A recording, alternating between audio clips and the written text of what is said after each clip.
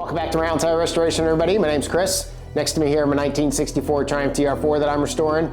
Next portion is to get the floor welded in, but before I do that, I've got to get the rear and the front bulkheads repaired. There's some pretty good rust on those, so that's going to be the focus of this video. So thanks for watching. Let's get it sorted.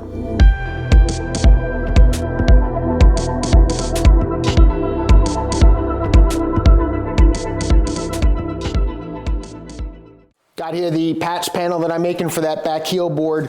I've got a paper template here that I used in cardboard, kind of bent it all to shape, fit it up, and gave myself enough relief vertically that I can give myself some wiggle room to cut. This curve here, I just kind of held the paper up on the floor that I've got back there and traced it, and I got a little short, so I've given myself some extra room here. The floor, there's a flange that goes in this and curves up and behind, which I had to cut off to be able to get the floor in properly. So did the same thing on the driver's side. That's something I'll come through. I showed you that, I believe. So now this is kind of rough on here, traced out on the piece of metal. Tried to draw dotted lines to show me where my flanges were. And now I just got to kind of trim this out and make that, where you see that black there, kind of make a whole piece out of it. So we're going to go ahead and move down that path. Nothing too complicated here. I've got my nibbler and my shears, and I'm just gonna kind of get this piece of metal close and then use the brake end or the vise end and a hammer and a dolly and everything else and try to get this all formed up and get it fit before I cut anything old out.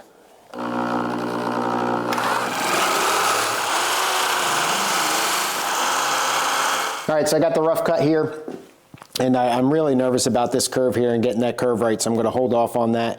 And I think what I'll do now is cut here and get this chunk of metal out so I can bend this flange over here, cut the interior of this. You got a little tab that sticks out there. It's got some weird shape. I'm not quite sure where they made the weird shape, but go ahead and cut that out so I can get that bent over and get most of the way there, and then kind of make this as I go. Line it up, cut it, line it up to the floor, make sure everything's going to be good, and then I've got my curve right. But like I said, I'm a little nervous. And the other thing is it's going in like this, not like this, which is something I always mess up.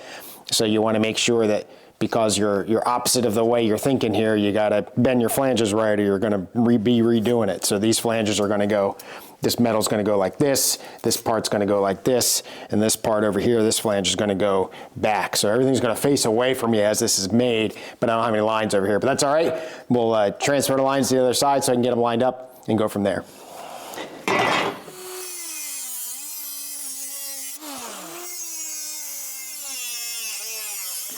All right, no matter how many times I do this, it always messes me up trying to picture in my head which way this is going to go. So I've got this flange here. I'm going to bend this long one here. So I'm going to bend it up like this. So when this is done, this is going to be vertical. It's going to be coming out the back here. And again, this is mirror image, and it's going to be coming out the back that way, and that's what I want. So I'm going to go ahead, clamp this puppy down, and flange her up.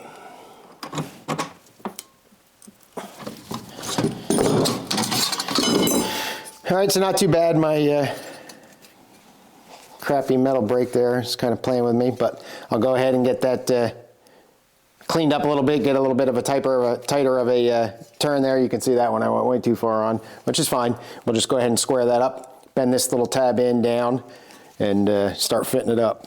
There's a rough fit, and I bent this flange over. Didn't show you that on camera. I probably should have waited on that, just because that's kind of the final little thing that squares this whole thing up, but it should be okay. I've got a little bit of overhang over there. I'll trim that down, but everything else seems to fit okay. Now you notice I got these big old ribs in here. I have no desire to take out the bead roller and try to make those ribs, but the rustiness doesn't really start until just below those. So I'm going to go ahead now, I think, and cut out, or at least get real close to cutting out the old piece.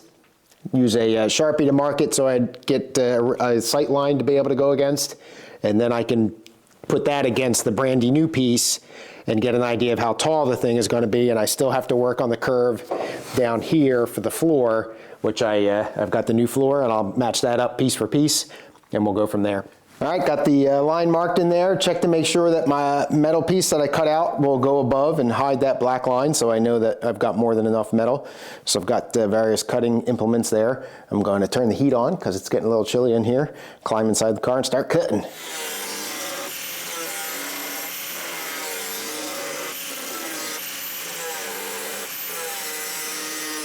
Got that piece fit in, put the floor back in as you can see, got it bolted down, got the appropriate amount of spacers and everything that I had in there before so that the height is right as much as I can. Got that curved edge over there where the floor rises up, got that taken care of, and I just essentially trial and fit, take it out, grind it a little bit, take it out, grind it a little bit. I've got 2 vice grips from the back of the heel board that you can't see underneath the car. Fits up there pretty tight. Happy with the way that it fits. The only place that I was off was in here for this flange. You can see that's way off. Sorry about the focus there, but that's not looking so hot, so I'm gonna have to either bang that flat and rebend it or something, but just this didn't go over quite as far, I think, as I was expecting it to. But everything else fits up pretty well. Still have this big hole. There it is, big hole up there to do, but the bolt holes, for the most part, those are a little touch off, but everywhere else they pretty much line up. I also got new metal supports. You can just see that right there. New metal supports, I got them from Roadster Factory because they were too far gone on the original floor. There's one there, and it's all rusted out and everything. So I just ordered 2 more. They're actually really nice reproductions. I'm surprised. Kind of wish I had done that on the other side, but got that welded in, so it's too late now. Anyway, gonna go ahead and pull this part back out, fix that flange, and then mark it for final fit and cut it down, and then start tacking it in. Set in there, all trimmed up, ready to go. Not perfect by any means, but it's not too bad. I kind of wish I had done this on the other side, but as you do stuff, obviously you'll get better at it with practice and better ideas as you move along. So that's all one piece. So what I'm going to do is tack it in several spots and then pull the floor, I think, just so I don't mistakenly weld the floor in. I'm trying to think, maybe it probably isn't even that important. Maybe I'll tack it in and then actually clamp the floor to it. So to give me on the backside, give me extra support. I don't know, we'll just see. I'm just gonna weld, I think. So we'll get to it, get this thing tacked, and then get it welded all up and move to the front.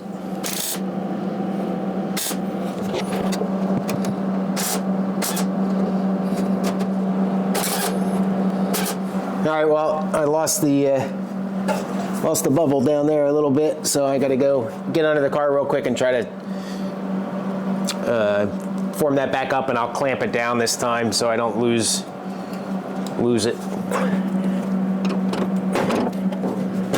There we go. All right, well, I guess it certainly was a planishing thing. So that whole piece has started to rise up. As that metal has shrunk down here, it probably just kind of tilted it up. I wasn't really expecting that, so I'll try to get this tacked in, get it flushed back up, because now it's all wonkered. That's a new word, by the way. I'll try to get it flushed back up here and get it in there.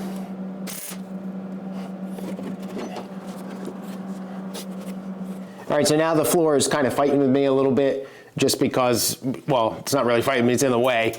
I don't want to get too far with welding here without planishing these out so I don't shrink up that gap too far and it starts to get pinched in there too tight, which is starting to happen, I think.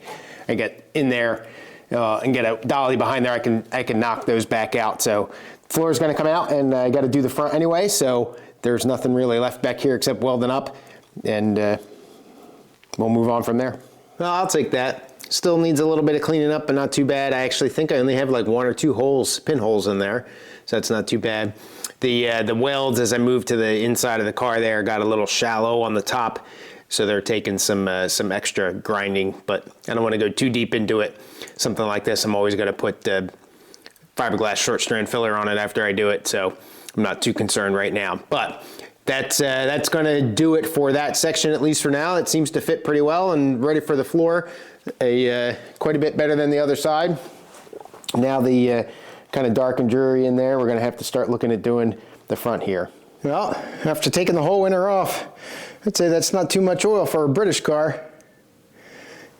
Back on the ground, let's get her warmed up, just get her run, see how she acts. Not going for a ride, not a very nice day, but we'll see if we can bring her back to life here.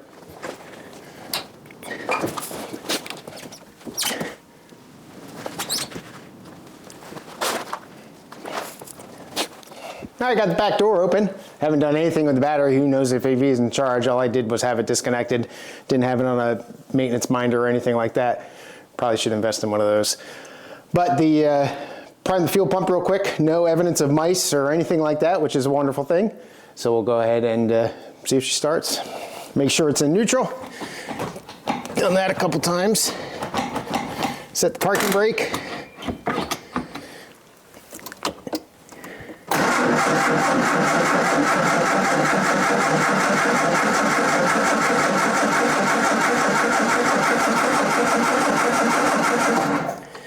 All right, got to turn over a little bit, get some life in her, set the choke.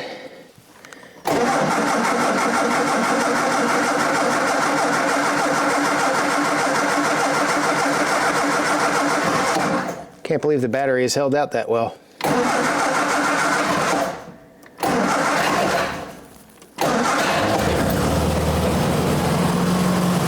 Oil light clear. Beautiful thing. Brake reservoir looks good.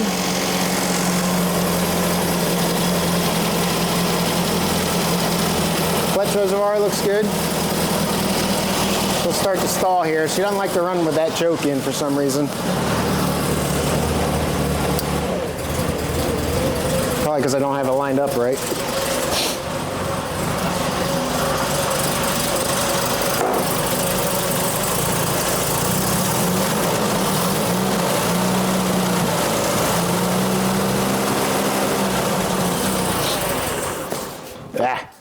Almost once you take your ride, doesn't it? You'll see some smoke here. That's from that oil kind of, I think, comes out of one of the push rod tubes. So that's what that smoke is that stuff burning off. It lands right on the exhaust manifold.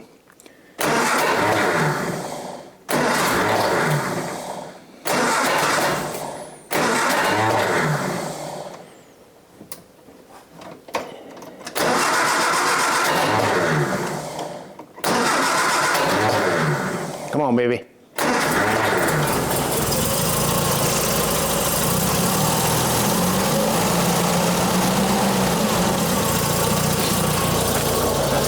All right, so we want to run her to at least warm her up. Grab her flathead real quick, crank up the idle a little bit so I don't have to deal with it. Just gotta hurry up before she stalls. And I also don't want to discharge the battery, so if I crank it up a little bit, the generator will generate.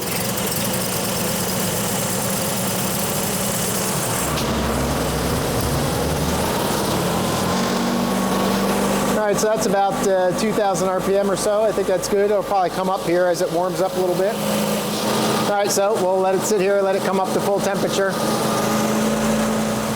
All right, thermostat's been open now for several minutes, definitely up to normal operating temperature.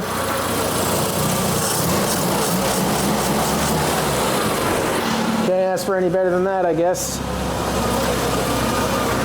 I've got a wind somewhere. I think it's coming from the distributor. It might be the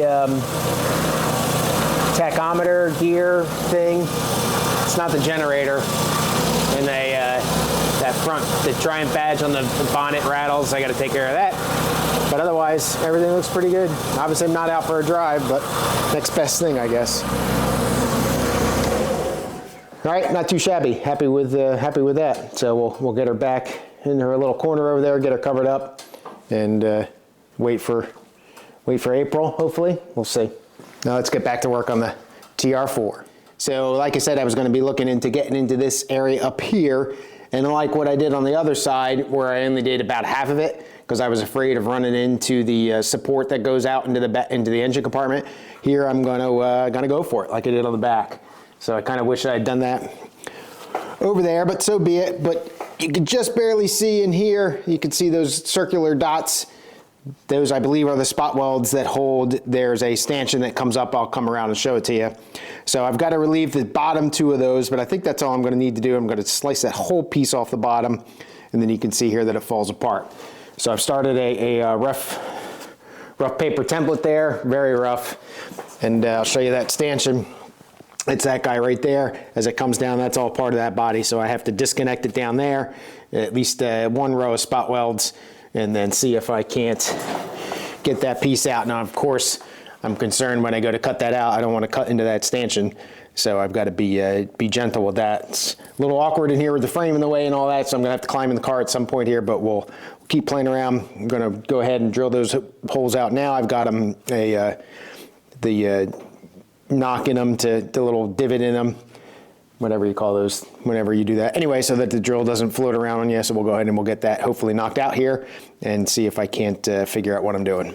Yeah, so I'm not going to be able to do this. So I was right actually on the other side because the flange comes underneath and it's spot welded from underneath as well, which I can't get drill holes in there obviously because the frame's in the way. So I'm going to have to stop like I did on the driver's side, stop at some point in here, and when I get the body all off, do another patch at that point like I did. So, oh well, that's okay. We'll adapt and overcome.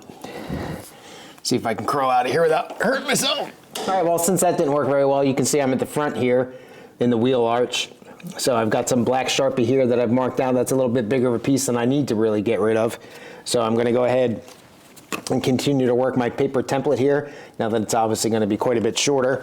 And we'll go and grab my scissors, start measuring this stuff up, and try to make a template that's going to fit this, and cut this piece of metal out that's about the size of that black Sharpie, cut the piece of metal out that I'm actually going to need, and then make those two match up instead of trying to cut this out and not, you know, mess it up size-wise. All right, so that's pretty close. This area in here is all kind of jacked up with the flange comes out, it's not sitting flush and any of that kind of stuff, which is all right, but it's making the template kind of hard to fit. So now what I'll do is, now that I've got this piece pretty much close enough good to go, I want to verify that this curve here is right. So I'm going to go ahead and grab the replacement inner sill that I have and just line it up against the piece of paper here to make sure that my angles are at least close. And then I'll go ahead and I'll take the piece of metal that I started with, now obviously going to be much shorter, and start cutting this piece out.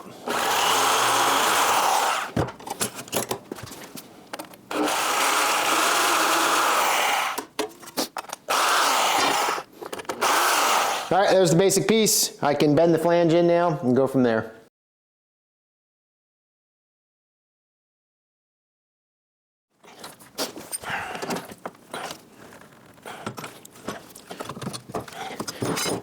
All right, nice little flange. We'll straighten that up a little bit, give it a little bit harder of a curve, and go ahead and start worrying about cutting this piece out.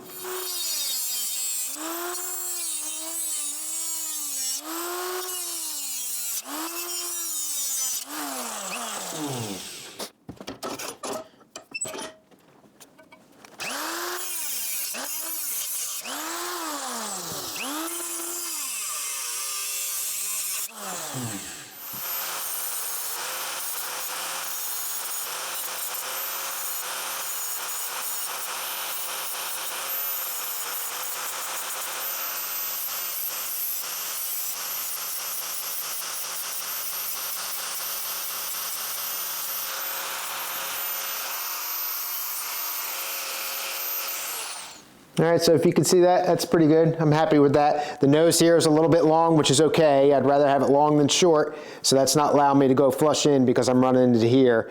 The other thing that I've got to worry about is the flat flange that runs up this curve. And I got a nice little thin strip of metal. I'm gonna make that real quick.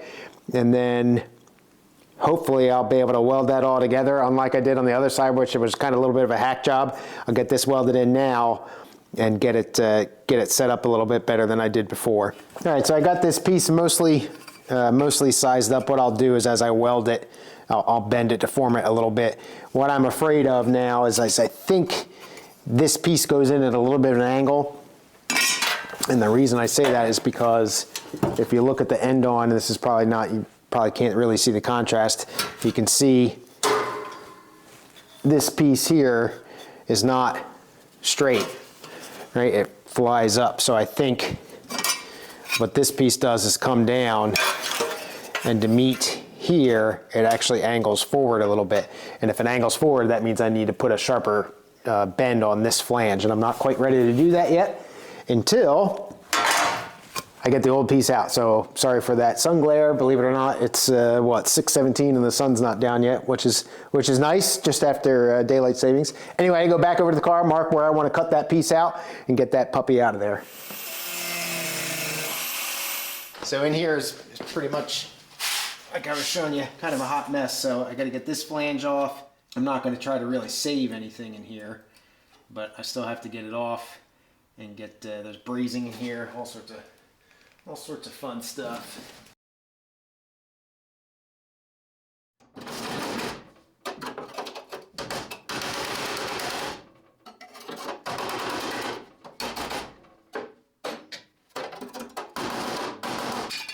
All right, well, that worked eventually. Not the cleanest, but it came out. Mentioned that I thought this piece was angled and that this flange would be a little bit sharper, and indeed it is. Can't really tell it that well except from this angle. Things are torn up, but unfortunately I forgot the bead roller thing, so I should not have put that flange in yet because obviously I can't bead roll it, it'll get in my way. So I'm going to try and flatten that back out. Hopefully I haven't wasted a piece of metal here. I don't think so, but I'll go ahead and mark where that bead roll needs to be now while I've got the piece kind of ready to go here, and then hopefully I can straighten that flange out and not wreck it, and then bead roll it and then put the flange back in. Who knows? Well, I got it kind of sort of figured out. You can see I've got the relief in there and I've got the flange bent. I invested in different wheels. If you notice here, the contact points are very thin and it doesn't have all this thick metal that's the same diameter as the contact, so it's much less friction on the piece of metal. Hoping I could get sharper corner, and I did, but I kind of missed. Focus, please. Kind of missed there on the, you can see on the right, I kind of started coming in a little bit too soon, and on the left I got a little crooked coming out, coming back up. So I started up here and came down and around like that. But it should be okay. It'll work. You can kind of see from this side a little bit better. That right-hand side there kind of juts out a little bit, but I'm not going to worry about it too much. So we've got the flange in there. You can see it's kind of crooked a little bit, but that's by design, at least I hope. So we've got the piece that I cut out here a little prematurely based on what I ended up with, but that's okay. So we got the flange bent. We'll get that taken care of and then get this thing sized up. And got to cut, obviously cut this to fit, but at least we're moving along. Got the piece mostly fit up. The difference is going to be between the new part here for the inner sill especially, and this angle here, and I'm just worried that if I commit too much right now, I'm going to end up messing this piece up. So I think what I'm going to do is I'm going to take the front of this off and just get it out of here and get it out of my way. Get this thing lined up and aligned with, how the body line goes, trim what I need to trim on this, and then weld this in. And then not worry about, I've got a flange kind of made up here that's going to go here, much like I did on the other side. I think I'm going to wait to make that until after, just so I can go in, and if I have to trim in this curve based on the new inner sill, which it already fits in there, but you never know when you get stuff in the car, it's different magically. So that's the plan. So I'm going to go ahead, like I said, just cut around this and try to get this cap off. There's not really a whole lot left here anyway.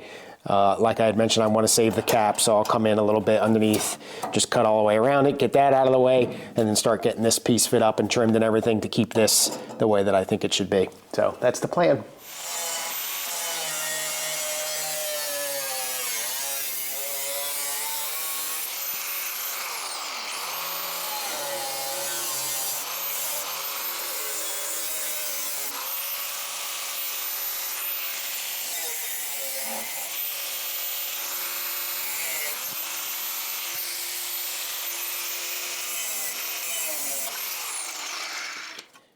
All right, and like I had mentioned, I want to try to save this inner sill cap. It looks like it's a little rusty, but it's in halfway decent shape. I kicked myself for not saving those other ones.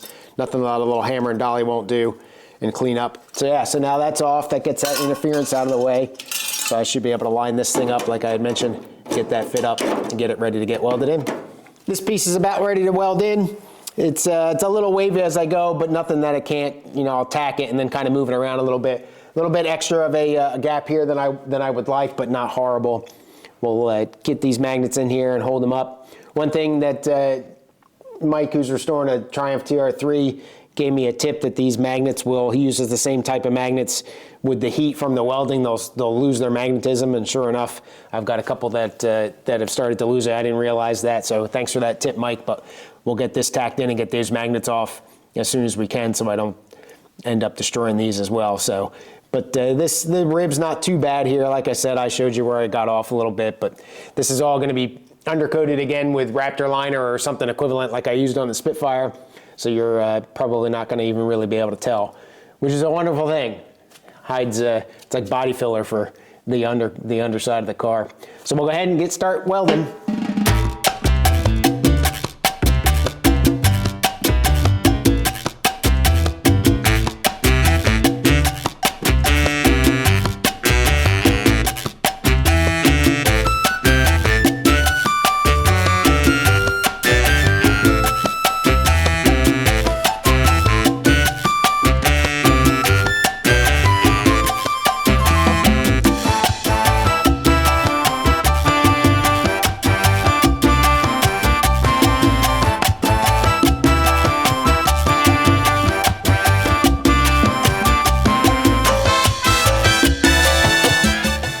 Too bad.